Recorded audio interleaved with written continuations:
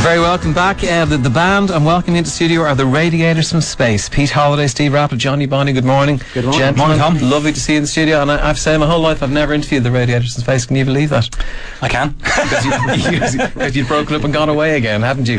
We certainly did. I started, but you're back. Lovely to see you all. And just, Johnny, I have to give a special welcome to you. I haven't seen you in ages. And Johnny, for those who don't know, was the original drummer in the end. And not only the reason that we started a band, because if we hadn't met you, we wouldn't have. We were happy just to pretend to be in a band, which worked perfectly well. Got all the advantages. You met people, you hung around the same crowds, you went to gigs, practicing and all. It was just the downside of being in a band, and you started that. But then also, after we'd left the end, which was the love of my life, and I was hanging around at a loose end as a young engineer, he said, "You're missing the music, Tom. There's 3 lads looking for a singer. Would you not give a band called Something Happens a go?" There he's in the studio. I'm going to get emotional now. So just wanted to put that in context. But Pete and Steve, the Radiators in Space, hard to put that in perspective. Is that a true story, that television screen was genuinely the first punk rock single? Yeah, it was, because it came out, I mean, in perspective, we actually formed the band in around 74 and started to play in 76. Pete and myself and guitar player Billy Morley, we spent a long time trying to find a bass and drummer that would sit what we were trying to do, the high energy rock thing that we were doing New York Dolls covers and MC5 and things like that. And then through ads in the Evening Herald or whatever, we met Philip Chevron. Yeah.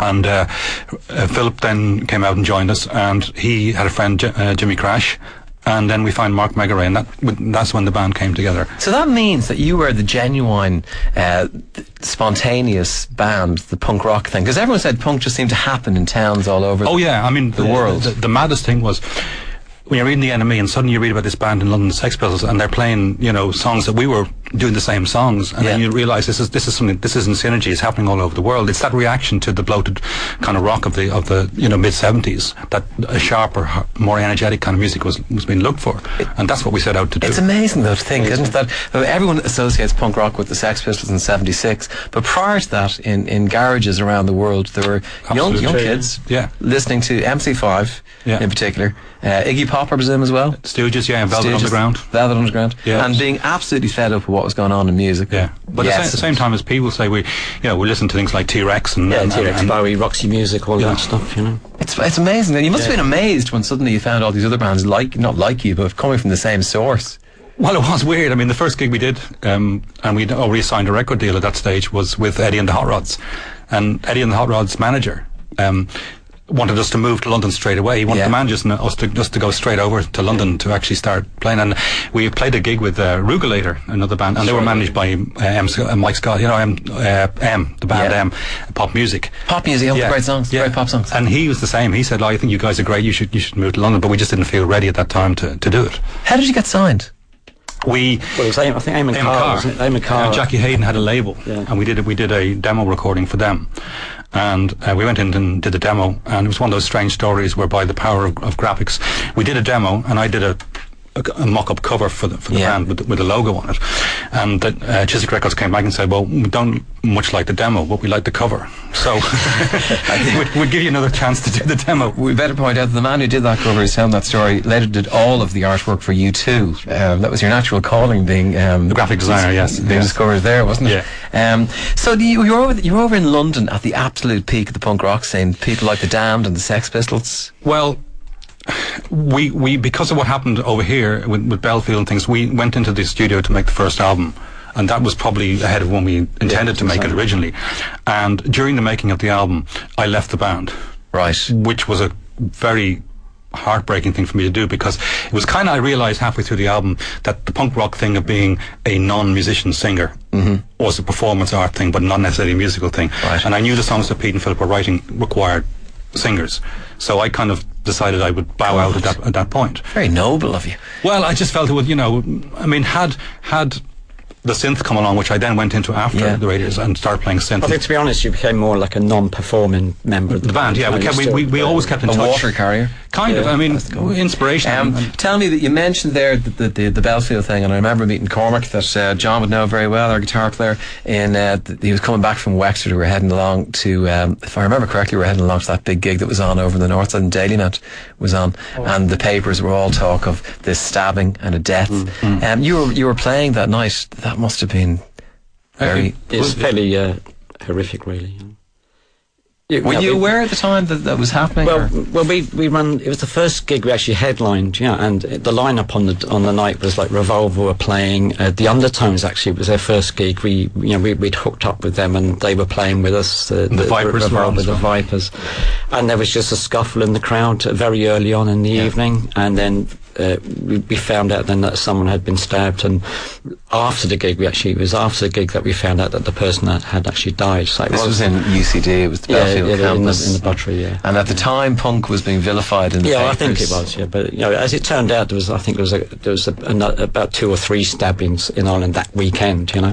But it was our one that got all the publicity, which to be honest, we didn't really want. For those who wanted to hang punk out to dry, it was it gave them a perfect opportunity. They needed, absolutely, Did that ever rattle you? Did you ever think about calling it a day? Oh, absolutely. We didn't actually play for 6 months after that. We more or less decided to break up straight away after. It was such a shock to us, and it certainly wasn't anything we wanted to be associated with. So people, I mean, Ted Carroll and Roger Johnson and Chiswick gave us some good advice. Said, look, just lay low for a while, lads, and get your feet back together. You have to put into context as well. I mean, in 1977, the awareness of health and safety at public events wasn't really, it's number 1 on the agenda now. Yeah. So I don't think it was even on the agenda, or if it was, it wasn't, to the same level. You went on from that, and you did release the Ghost Town album, which that must have been an enormous disappointment to you, because it's so critically respected as regarded. The sales might have been the album itself is not a disappointment. I think the sales, and it did better than a lot of people think it did. It did get released in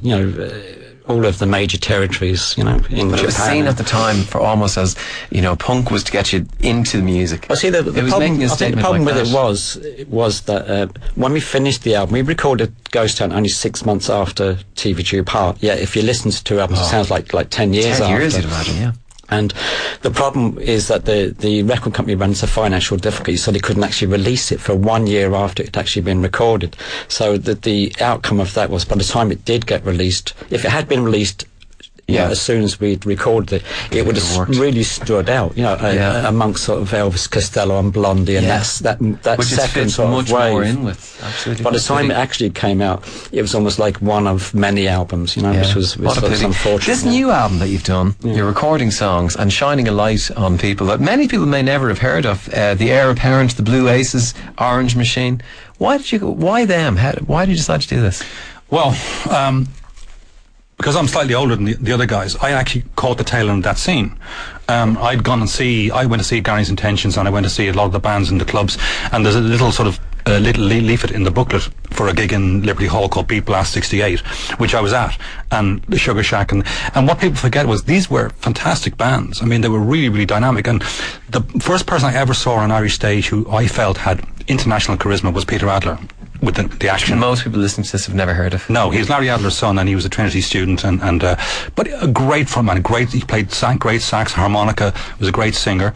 So this was a small, contained scene, which was really, really energetic and vibrant and original. Yeah, and original. And it was the other thing about it was the bands in those days were playing clubs where they were getting people to dance. So it was largely dance music, but with a great sort of rhythm and energy behind it. And I knew that stuff. And from the very beginning, in fact, in the very first fanzine we did, Raw Power, we mentioned in one piece that these were the bands that influenced us growing up, because everybody knows the Nuggets bands, the sort of the bands that were coming from the States and that. So they're kind of it's a generation that's not well known and certainly hard to find. You're going to do a song now from one of them. What are you going to do? You do Head for the Sun. From who? It's written by The Movement, and it's written by Brush Shields. Oh, great. Take it away, please, in your own time. Pete Holiday, Steve Rappert, Johnny Bonnie, Radiators in Space. 1, 2, 3, 4. You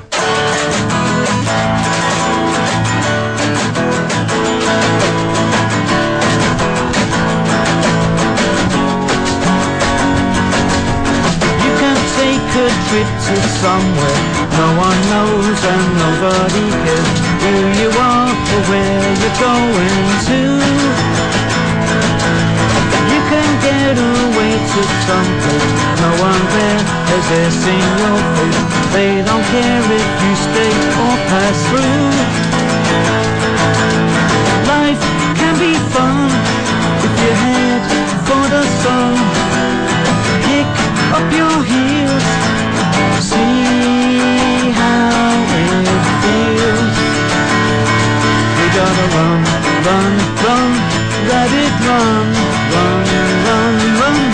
Everybody else is having fun, fun, fun, fun. Head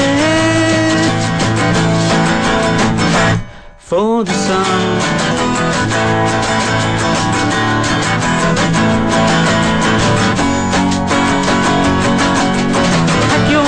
And need tomorrow. What you can find, you can borrow. See what's on the far side of the hill.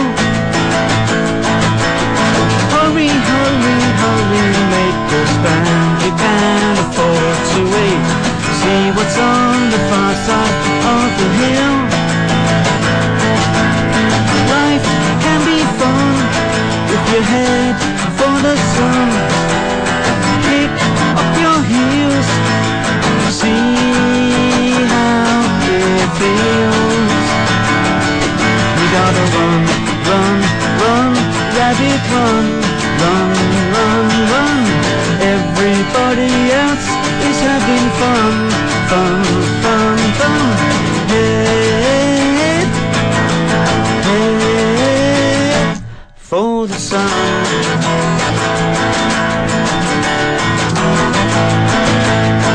Head for the sun, head for the sun, head for the sun, head for the sun, head for the sun. Brush Shields, the man who Shields, kicked Phil Lynott out of the band, of course, is, at yeah. some point. Fair play to him. Pete, Steve, Johnny, thanks very much for coming in. The album is called Sound City Beat, and it is in shops now. And tracks You there. can see us at the Academy on September the 8th. September the 8th, the Academy is. Oh, sorry, I was going to say. Sorry. That's all right. And Thin Lizzy on as well, horse that's put a few more.